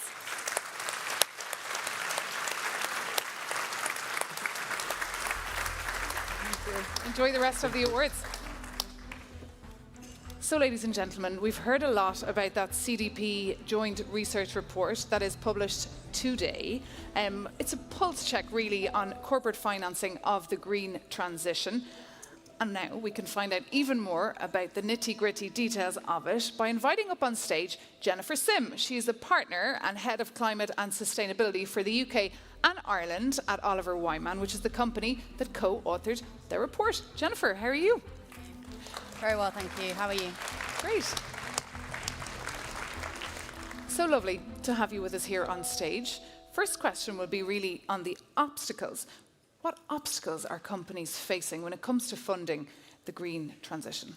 Yeah, absolutely. Thank you, Maeve, and thank you for having us. I think at Oliver Wyman, we are delighted to partner again with CDP to publish this report, Getting the Money Moving. And as part of this research, we analysed over 1,600 companies that represent 89% of market capitalisation in Europe, so a really good representation of the economy there. And we saw a lot of progress, right? We saw a lot of progress on adopting emissions targets. We saw progress on developing transition plans and also the emissions reductions themselves. But we also saw an implementation gap, and that is based on a framework that we looked at, analysing those companies across 5 factors. So one is steering the business, looking at capital expenditure, decarbonising the supply chain, engaging with customers, and low-carbon product innovation. And the finding from the reports was that only 1 in 5 European companies that we looked at actually was making substantial progress in actually implementing transition plans. And you could ask, why is that? And one of the reasons that the European companies actually cited was access to capital was a key issue and a key concern in implementing transition plans.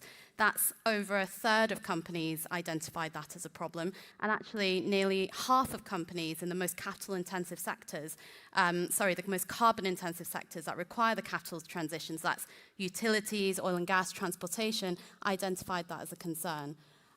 So we're seeing, actually, when we deep dived into some sectors, some of that playing out already. So in steel, which accounts for like 5% of European carbon emissions, we saw that the current investment gap there, if extrapolated forwards, would mean that there could be a 30% shortfall between the supply and demand of green steel in 2035.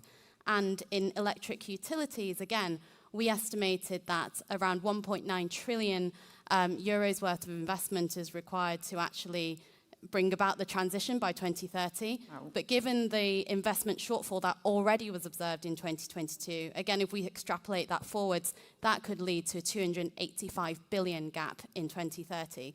So, you know, lots of gaps highlighted, but also lots of opportunities that we can look to address as well.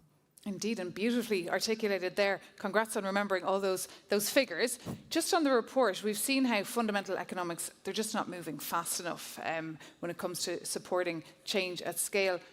Why, do you think, and what are the solutions? Yeah, I think there are challenges on both sides when we think about investment, when we think about funding. So both on the company side and on the financial institution side.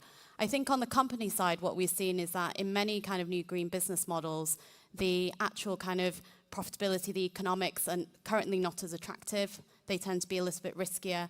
And actually, when asked, the companies cited challenges themselves, such as longer time horizons for return on investment, changing and uncertainty policy and regulatory environment. We heard earlier about, you know, some kind of bureaucracy and lengthy times for applications and so forth. And that's kind of generating some issues on the company side. Now, on the financial institution side, what we have seen is many financial institutions, so 2/3 of the companies that we looked at, they said they were making active steps to transition to net zero. But we are still seeing that gap, right? And what is creating that issue? Some of the economics there are kind of still not quite making sense to really scale that transition finance. And some of the issues cited by financial institutions are around the fact that some of those investments are still quite large, the time horizon's very long, some of those new technologies are not yet commercially proven or very dependent on policy. And so while they're engaging in some of this new activity, they're still kind of proving it for themselves as they're building those capabilities. And I imagine you have a lot of recommendations as well in that report. Can you tell us some of them? Yeah, I mean, without going into all the recommendations in the reports, which I'm sure you'll all find when you read it, I think really coming out of this is a call for collective action. You know, companies, financial institutions, policymakers, they all play a role, and it really requires an ecosystem approach to move the economy. We saw some really nice examples doing the analysis. So one example is between a utilities company, a brewing company, and a steel producer, where the utilities company facilitated the heat transfer from the steel producer to the brewery and optimized all those processes. But we also see that actually a lot of this is also very dependent on policy change, right? Like creating the incentives, creating a stable policy environment. If we look at the automotive sector, that's one of the most powerful prototypes for this. Like, how can a new green business model actually really revolutionize a sector? And you can point to a lot of that, to the fact that there's the European ban on internal combustion engines by 2035. And when you look at the numbers, even though currently sale of EVs are only 13% of new car sales, already we're seeing that over 60% of R&D in that sector is in EV over the next 5 years. So we're seeing that policy certainty and direction actually allowing companies to lean into those areas and allowing the investment to flow behind it. Wow, fascinating stuff. And of course, everyone can download that report by just using their badge and scanning the QR code, and they'll have access to that full report, which is fascinating. Thank you so much, Jennifer, for being with us and for telling us all those details. Great, thanks very much, Maeve.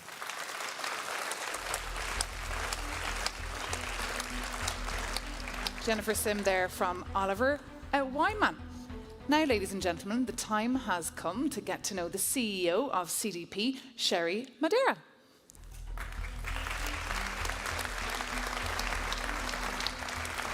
Good to see you. Good to see you, Maeve, as well. How do I follow Jennifer? I don't know, but she's amazing. I cannot wait to read that report. It's your first CDP Awards. It is. Delighted to have you here on stage, not just for the fabulous view, but also to have joined such a fascinating organisation. Why did you decide to join? Well, thank you very much for having me. This is almost the exact 6-month anniversary of me joining CDP, so I'm adding that to my many list of things to celebrate tonight with all of you. But of course, I'm 6 months in, and as you well know, CDP has been doing this for 23 years. And that means that actually this is an organization that's already built up incredible global partnerships. And building on that with not only supply chain members, we heard a number of them up here on this stage, but also financial institutions. Over 740 of them partner with us around the world to ask for data to be able to make decisions on. Those supply chain members represent $6.5 trillion worth of purchasing power, and they're putting it into action. And I guess, you know, for me, you know, it is an incredible honor to be part of how that movement has happened right from the beginning of when CDP was founded, and it thought we should be asking about data on climate to be able to make decisions. And now look at this ecosystem, which we're all a part of, and we all share and grow in because we take action on the data.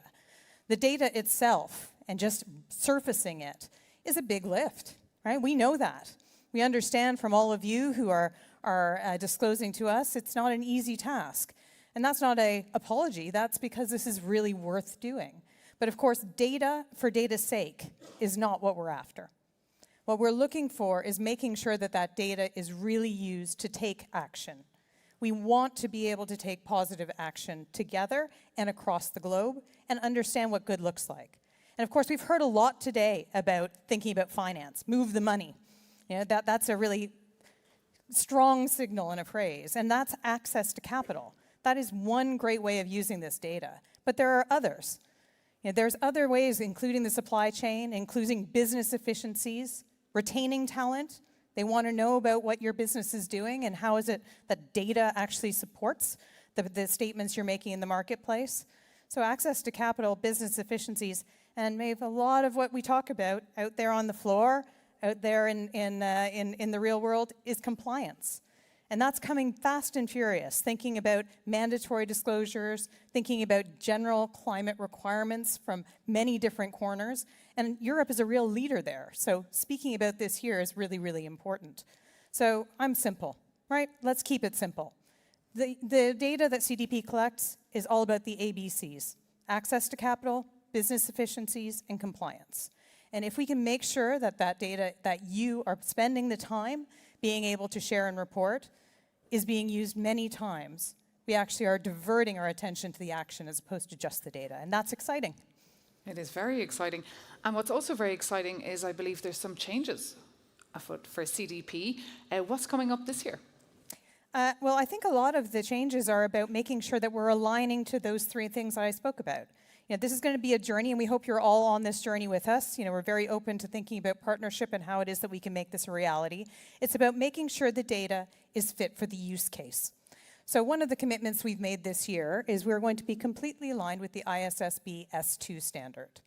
We also have a commitment with an MOU with EFRAG, who are behind, obviously, the ESRS and CSRD.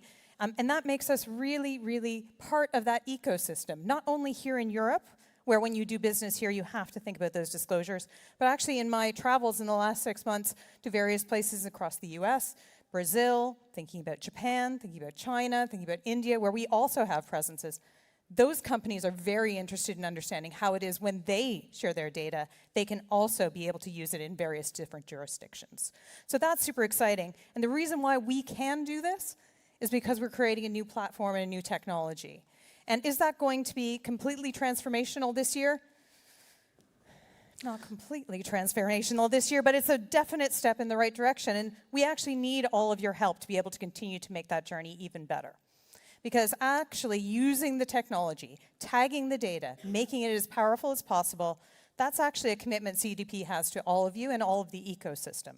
So those changes are actually very significant changes.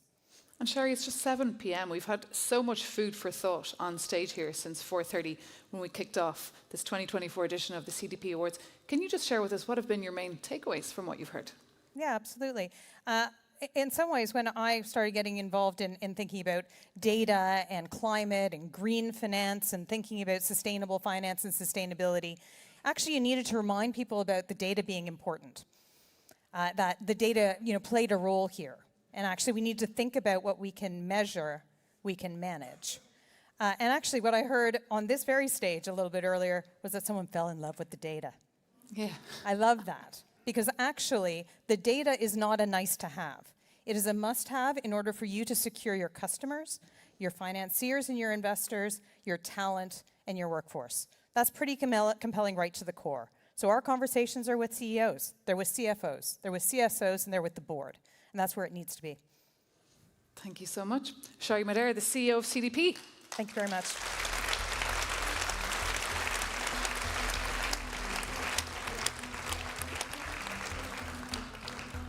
Well, we've now reached the end of our discussions on stage, and this brings our live stream to an end.